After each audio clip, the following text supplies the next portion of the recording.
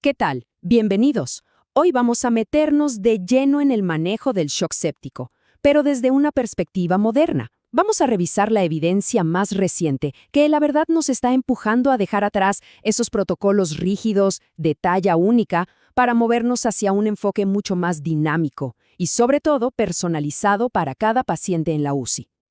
Para eso, vamos a seguir el viaje completo de nuestro paciente.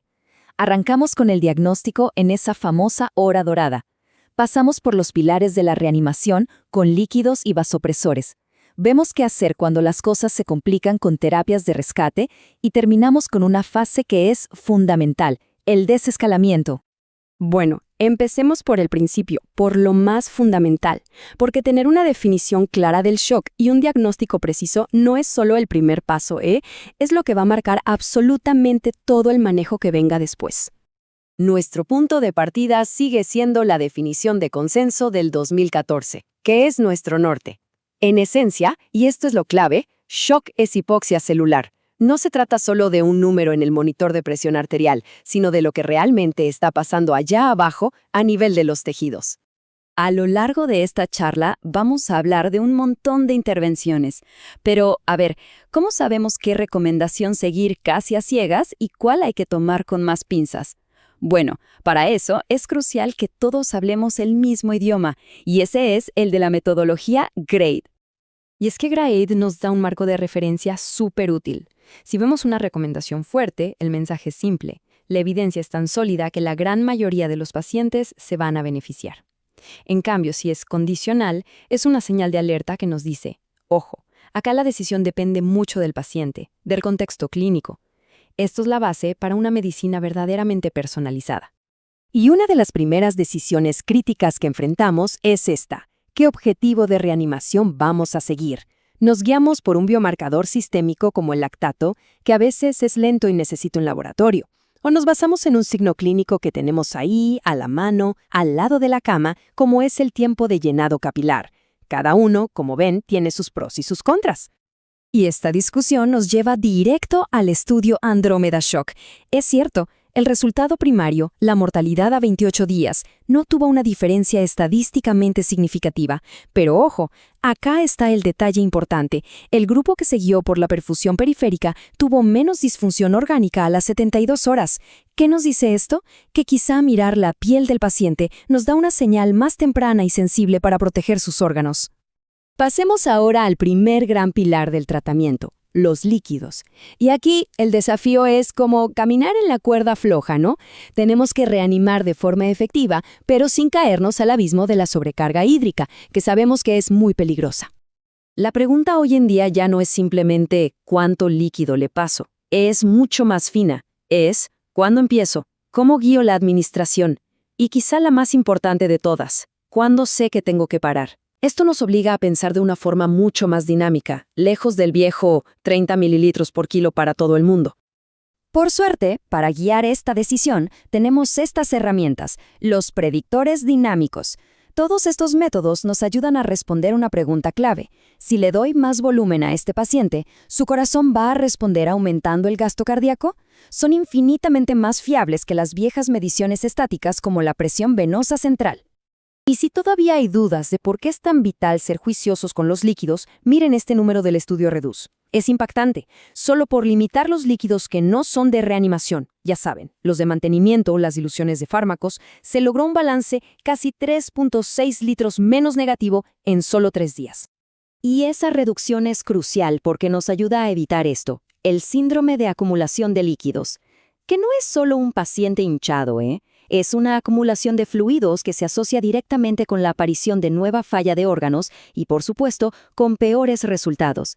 El balance hídrico positivo es un factor de riesgo independiente. Punto. Muy bien, vamos ahora con el segundo pilar, los vasopresores. El objetivo acá es claro, ¿verdad? Restaurar la perfusión de los tejidos. Pero el cómo y el cuándo usarlos es algo que está en plena evolución. La estrategia clásica, la que todos conocemos, es esta escalonada. Empezamos con norepinefrina, que es nuestro caballito de batalla, el vasopresor de primera línea. Si con eso no alcanza, sumamos vasopresina. Y ya en casos muy refractarios consideramos la epinefrina. Ahora, ¿Qué objetivo de presión arterial media, de PAM, buscamos? Para pacientes mayores de 65, el 65 Trial fue bastante claro. Un objetivo de 60 a 65 milímetros de mercurio es igual de seguro que buscar metas más altas. Esto, en la práctica, nos da luz verde para ser un poco más conservadores y evitar los riesgos del sobretratamiento con vasopresores. Pero, ¿y si este enfoque de ir escalando de a uno no es el óptimo? Acá aparece una idea que de verdad cambia las reglas del juego. En lugar de esperar a que la norepinefrina falle para sumar otro fármaco, ¿por qué no usar un enfoque multimodal y balanceado desde el principio? Es pensarlo un poco como hacemos con los antibióticos de amplio espectro. Y esta idea no es solo una teoría, ¿eh? Tiene soporte en los datos. Un análisis de la enorme base de datos MIMIC encontró que empezar con la vasopresina cuando las dosis de norepinefrina todavía son bajas, específicamente por debajo de 0.25 microgramos kilo minuto, se asoció con una menor mortalidad. Parece que el timing, el momento de inicio del segundo vasopresor, es realmente clave. Bien, pero ¿qué hacemos cuando la reanimación inicial no es suficiente y el paciente sigue chocado? Bueno, acá es donde entran las terapias adyuvantes para el shock refractario. Se han estudiado muchísimos agentes, como la vitamina C, la tiamina, el azul de metileno, pero la evidencia sólida sigue siendo esquiva. Por eso, hoy nos vamos a centrar en la terapia que tiene más datos detrás, los corticosteroides. El tema de los corticoides siempre genera debate. La evidencia actual nos muestra un balance. Por un lado, tenemos certeza fuerte de que acortan la duración del shock y una probabilidad moderada de que reduzcan la mortalidad en la UCI. Pero la otra cara de la moneda es un aumento en el riesgo de hiperglucemia. Como ven, no es una decisión en blanco y negro. Entonces, ¿cuál es la recomendación práctica? La indicación es para pacientes con shock séptico que necesitan vasopresores de forma continua.